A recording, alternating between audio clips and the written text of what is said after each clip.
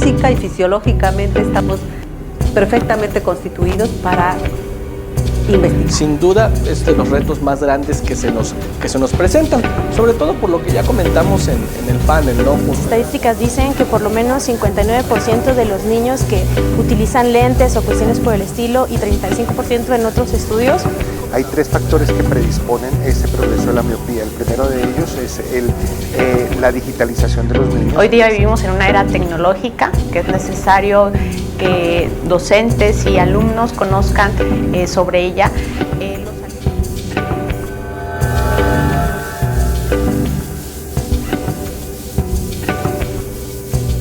Hola, ¿qué tal? Bienvenidos a Universo Azteca. Estamos nuevamente en una edición de nuestro podcast. Gracias por estar con nosotros. Estamos transmitiendo a través de nuestro canal en YouTube, Universidad CEUAD Oficial. Gracias por estar con nosotros.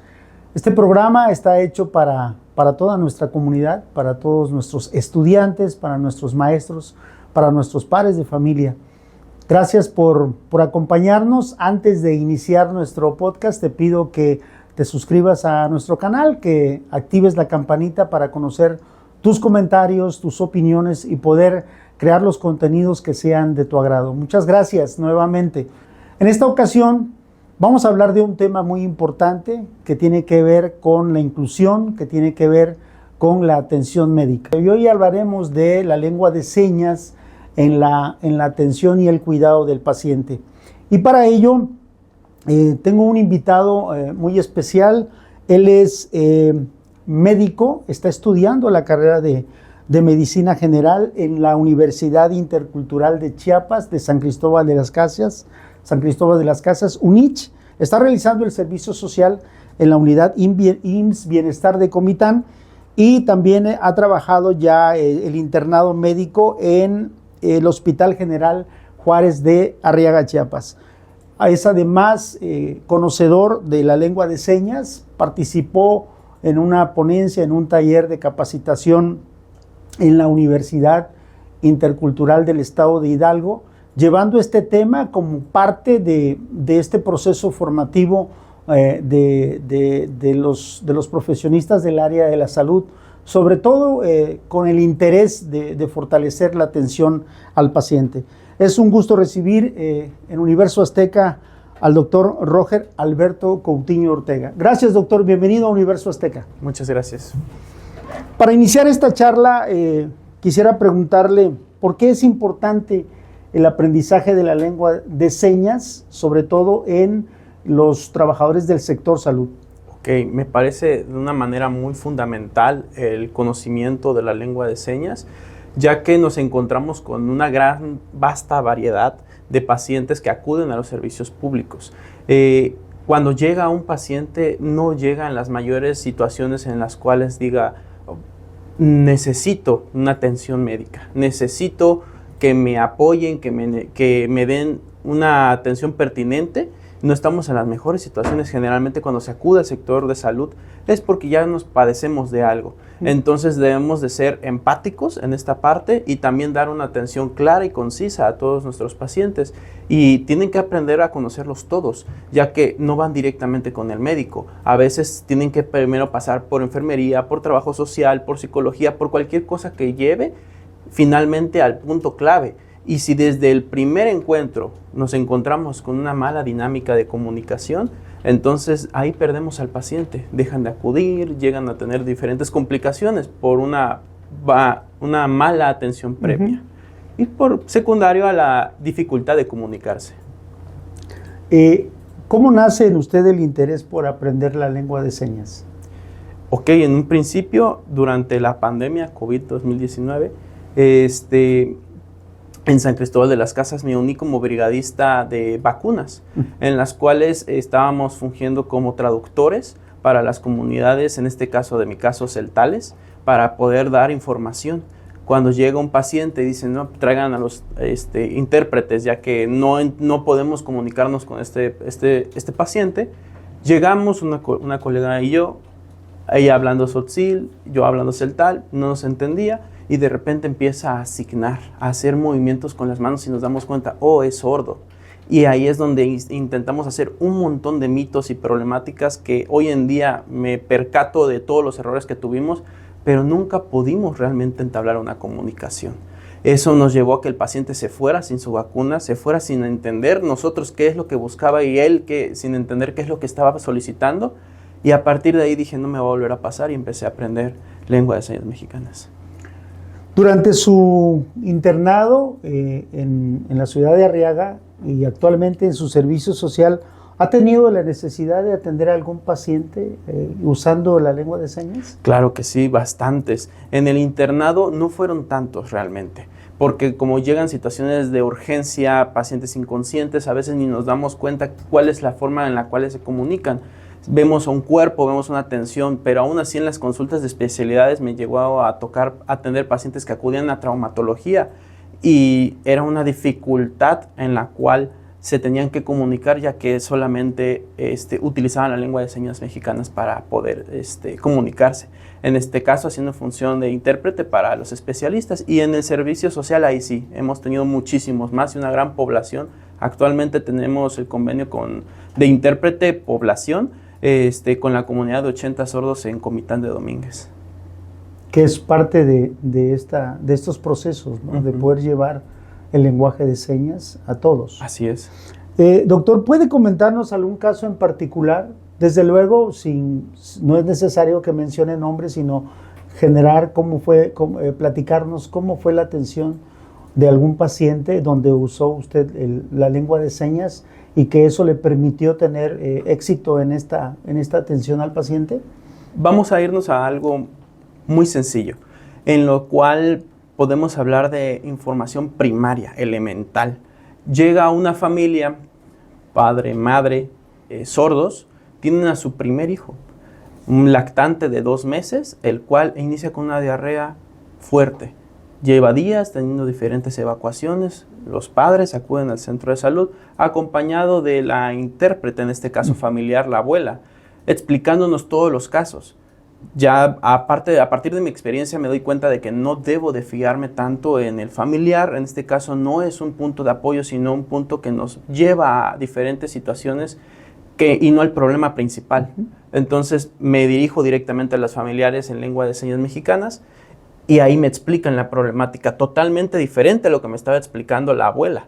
Entonces ya me dicen, no, pues nuestro pequeño ha estado con estas evacuaciones, le hemos estado dando agua y ahí empezamos un problema. Y les dije, no, discúlpenme, tenemos que evitar el dar incluso agua pura en un menor de 6 meses. Eso puede generar una gastroenteritis irritativa. Y ahí me dicen, no, ¿cómo que no puede tomar agua y no sé qué?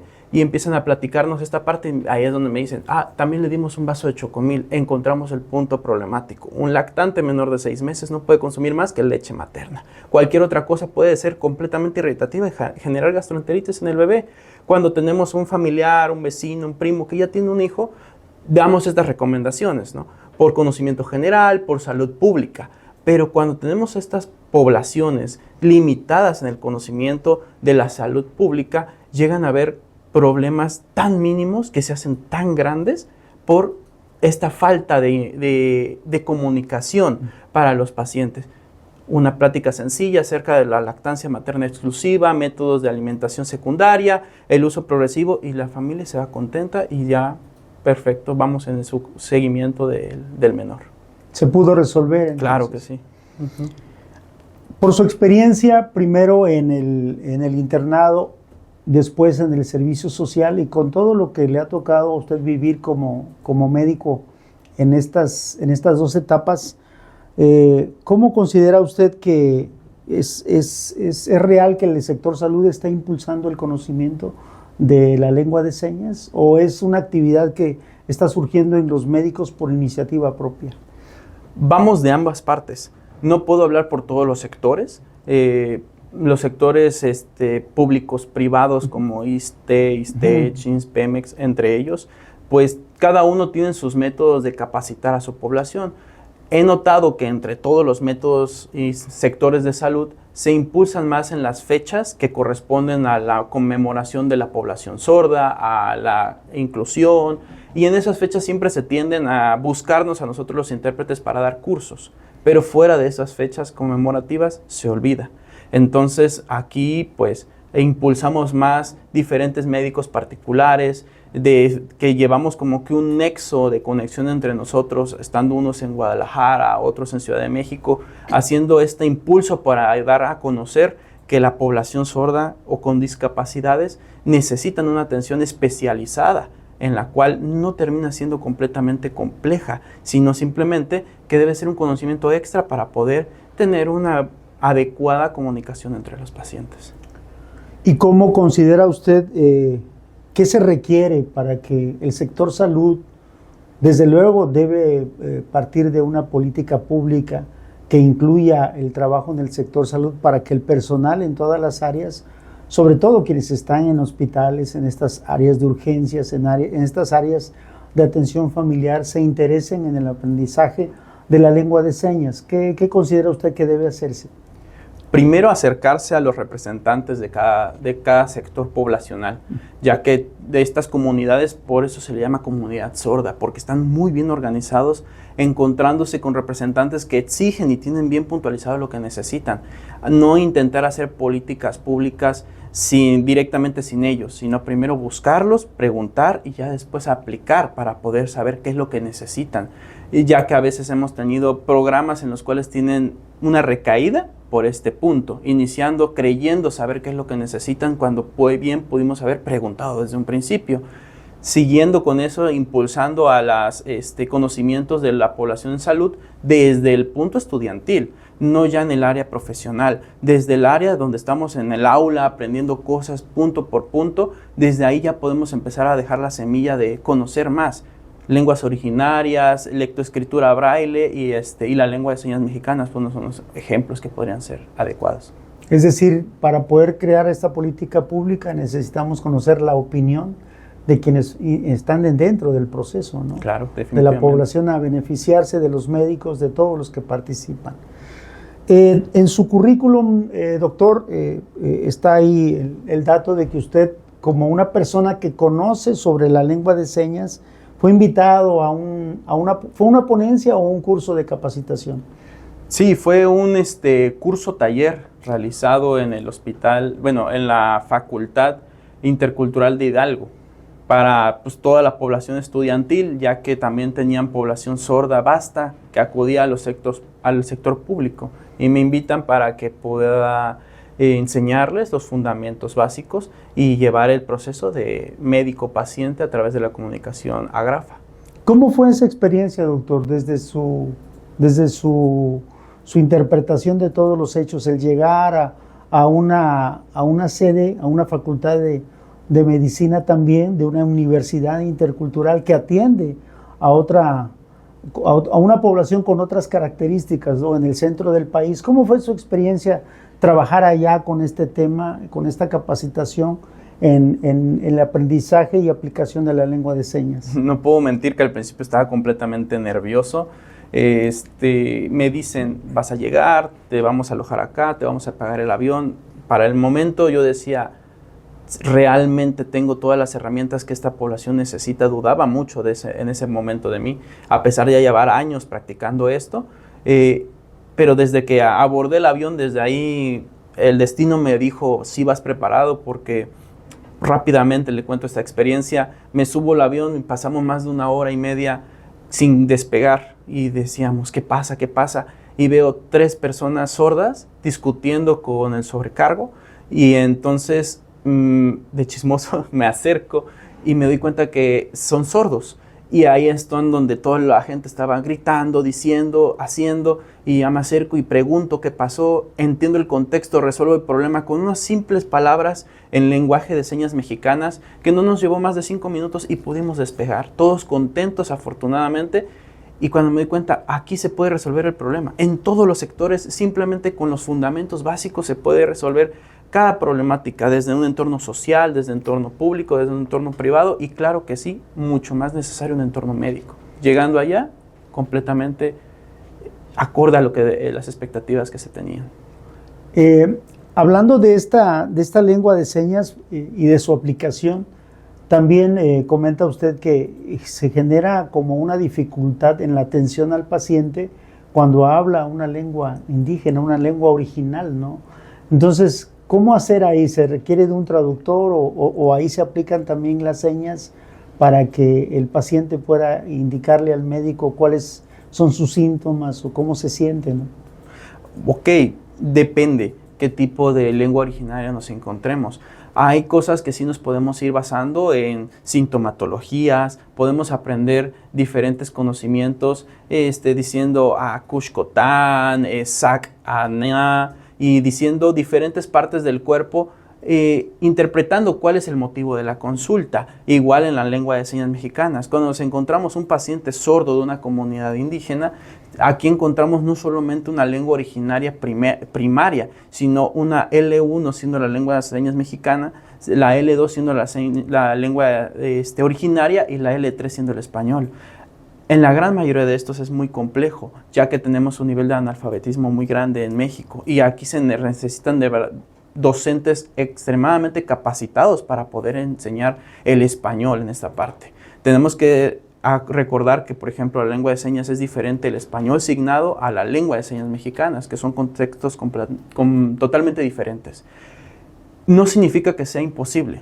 Todo médico, todo personal de salud debe de saber llevar el manejo con el paciente cuando lo tenemos en consulta. Sin embargo, tenemos que reflexionar. ¿Realmente llegamos al punto que queríamos tener? ¿Impactamos en la vida del paciente? Entonces, si existieran intérpretes en cada área, estaría genial, pero no siempre es posible. Entonces nosotros no tenemos que esperar a que el sector nos digan, aquí está su intérprete, aquí quién se lo va a solucionar. Nosotros tenemos que ser los que generemos ese cambio.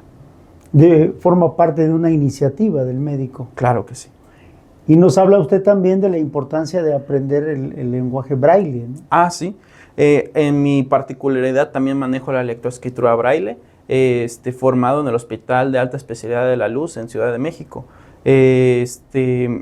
Cuando llega un paciente con dificultad visual, ciegos principalmente, que pueden llegar acompañados de sus familiares explicando sus problemáticas, aparte de llevar una receta para farmacia, se entrega una receta para el paciente con discapacidad visual, para que así pueda leerla estando en casa y no depender de otra persona, decir cada cuánto me tocaba, cómo se llevaba. Entonces, haciéndolo una persona, un individuo propiamente dicho, sin depender de nadie más, y es lo que buscamos, que se conviertan en justamente la necesidad, no buscar la necesidad de depender de alguien más, de poder llevar todos sus contextos de forma individual.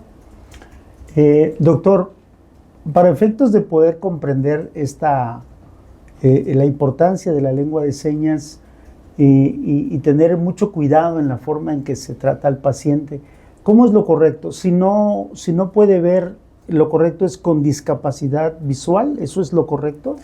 Antes de tener una discapacidad somos personas, todos. Entonces aquí el término sería persona con discapacidad visual, auditiva, intelectual, llámese de cualquiera de todas las discapacidades que existen.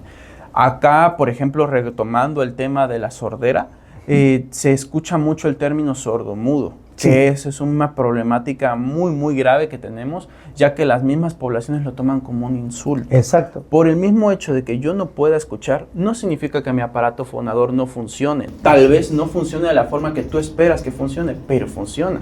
Entonces se le debe connotar sordo. A menos que ya esté bien diagnosticado ambas problemáticas, podría ser sordomudo. Pero en un principio es persona con discapacidad auditiva o sordo directamente. Suena más peyorativo, pero realmente no es algo malo decirlo de la forma como debe de ser. Es un asunto entonces de interpretación. Así es. Pero lo correcto sería persona con discapacidad ¿no? Ajá. Eso sería en términos médicos.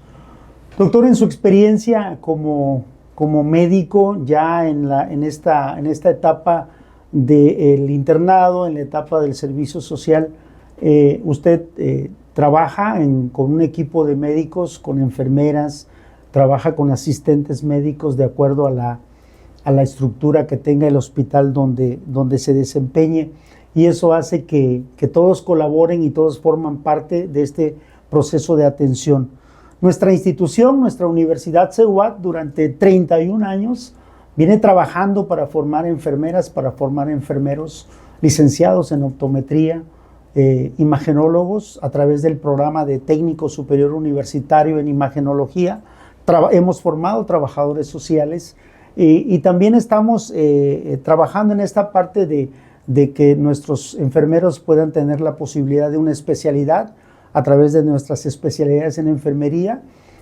¿Qué recomendación le daría usted a todos nuestros estudiantes, sobre todo a quienes están estudiando una carrera vinculada al sector salud, respecto a este tema, a la importancia del conocimiento de la lengua de señas?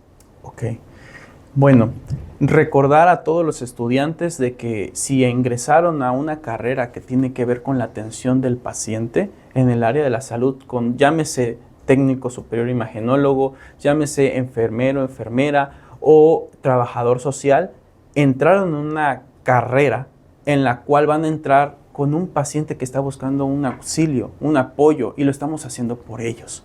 Entonces, acá debemos de buscar un plus a todas las herramientas que nos están dando para poder ir formándonos de una manera más inclusiva, una inclusión correcta y adecuada. Busquemos las herramientas necesarias que tengamos a la mano para poder llevarlo una atención adecuada a todos nuestros colegas, a todos nuestros pacientes, y hagamos ese mundo diferente a partir de nuestro interés y nuestro contexto altruista y social en el cual debemos de tener con todos estos pacientes que buscan nuestro apoyo. Es lo principal que deben de conocer todos los estudiantes, independientemente de la escuela. Todos aquellos que ingresaron en este sector buscan el bien de la sociedad. Pues muchas gracias, doctor. Yo le agradezco por haber estado en Universo Azteca. Sin lugar a duda que su experiencia, sus conocimientos servirán a nuestros estudiantes y a todos aquellos que puedan poder seguir este podcast, poder conocer, poder sobre todo entender y comprender la importancia del aprendizaje de lengua de señas en el ejercicio de las carreras vinculadas a salud, en la atención al paciente, fundamentalmente, ¿no? Le agradezco mucho, doctor, muchas gracias y esperamos volver a contar con su colaboración en nuestro podcast. Muchas gracias.